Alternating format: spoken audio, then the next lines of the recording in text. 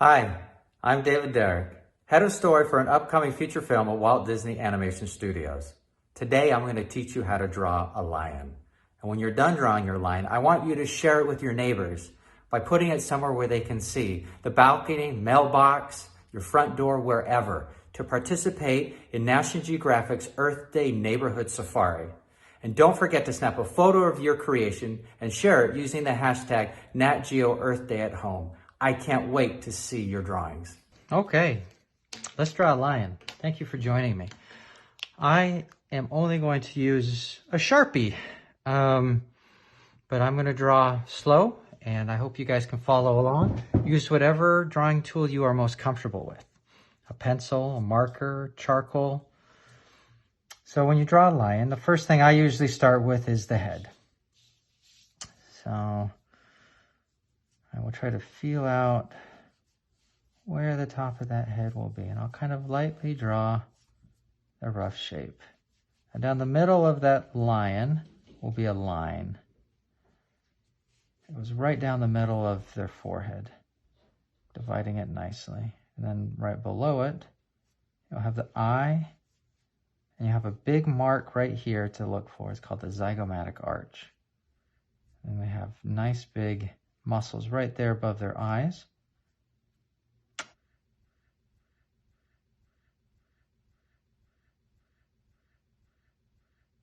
And lions are amazing creatures, very powerful, very stunning, very beautiful.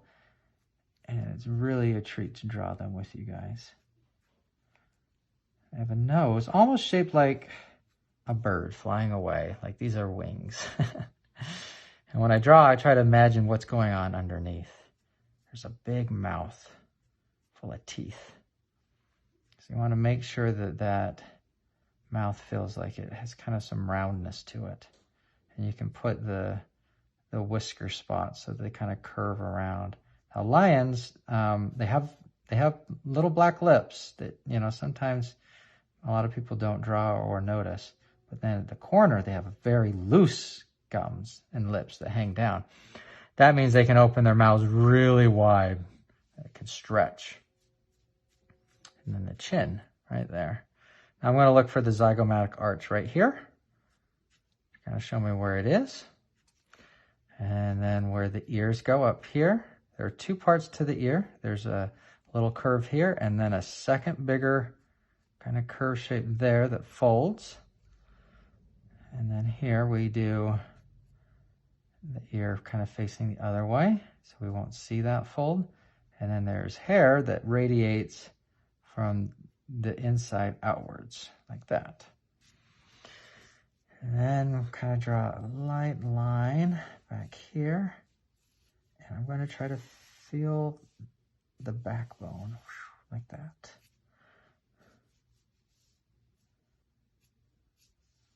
Now think about shapes when you draw.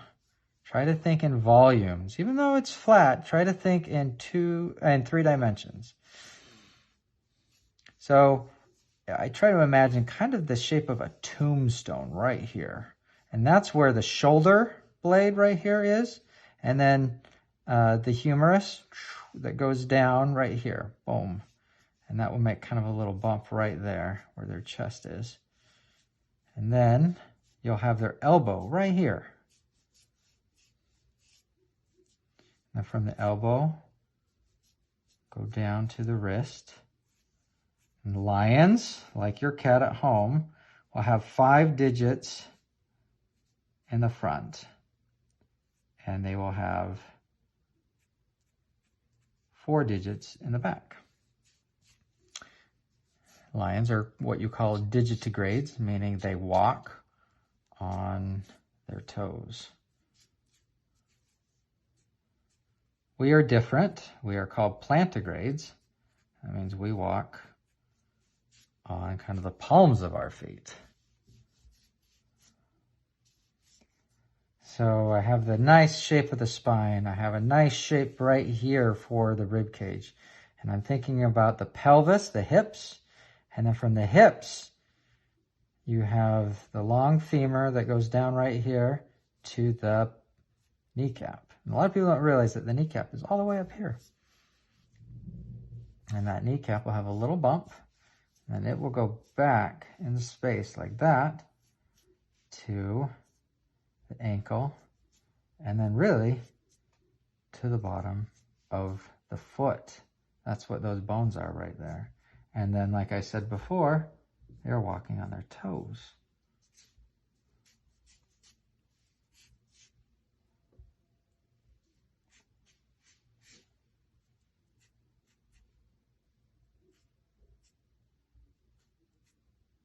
So they have 4 toes in the back, and they have 5 toes in the front, like I said.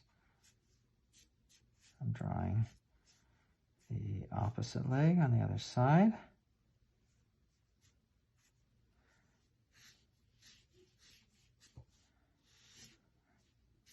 Make sure the tail feels like it comes right off of the spine, because it does.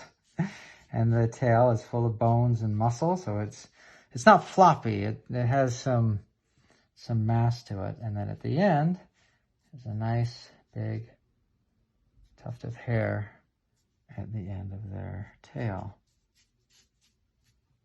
So I mentioned before that this is a male lion. I haven't drawn his mane yet. I wanted to show you his entire body. So we draw a mane kind of right around, like a ring, right around his face. And I won't worry about drawing all of the hair. I'll kind of roughen his shape, and then on the edges, I will indicate the hair. Then there'll be a second layer that will kind of radiate out, and that will build on top of the other layer.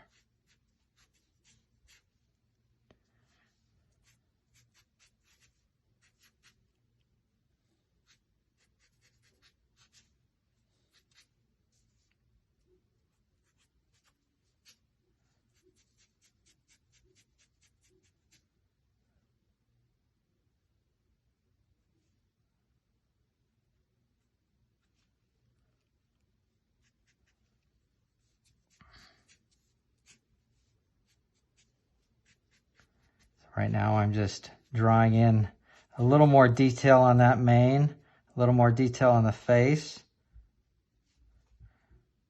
Now, like your house cat, lions have whiskers. So don't forget to kind of indicate those. Not quite a cat without them.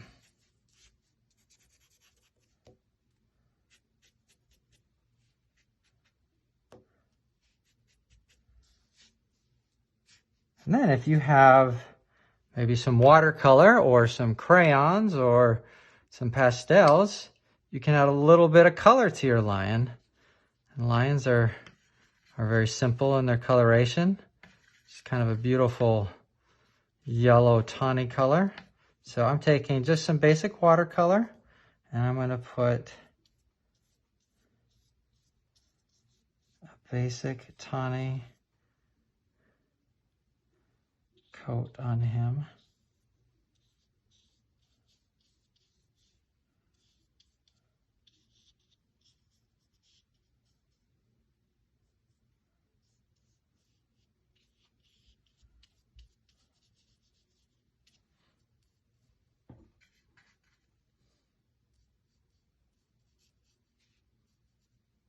I'm just using one brush, but if you have different brushes, you can use those too.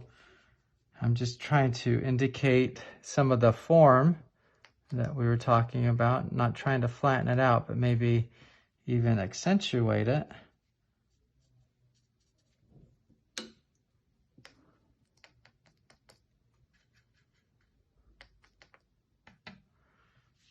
Now, a lot of times they'll have kind of darker hair on their outer mane, so I'm going to kind of put just a darker brown right there.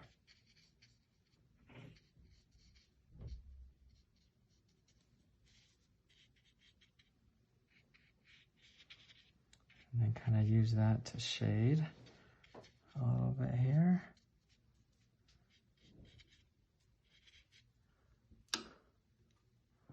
Lions really are majestic. I've had the good opportunity to draw them in the wild and at zoos. And every time I do get to see them in the wild or even at a zoo, they do take my breath away. And they are wonderful, amazing creatures that deserve our respect and protection.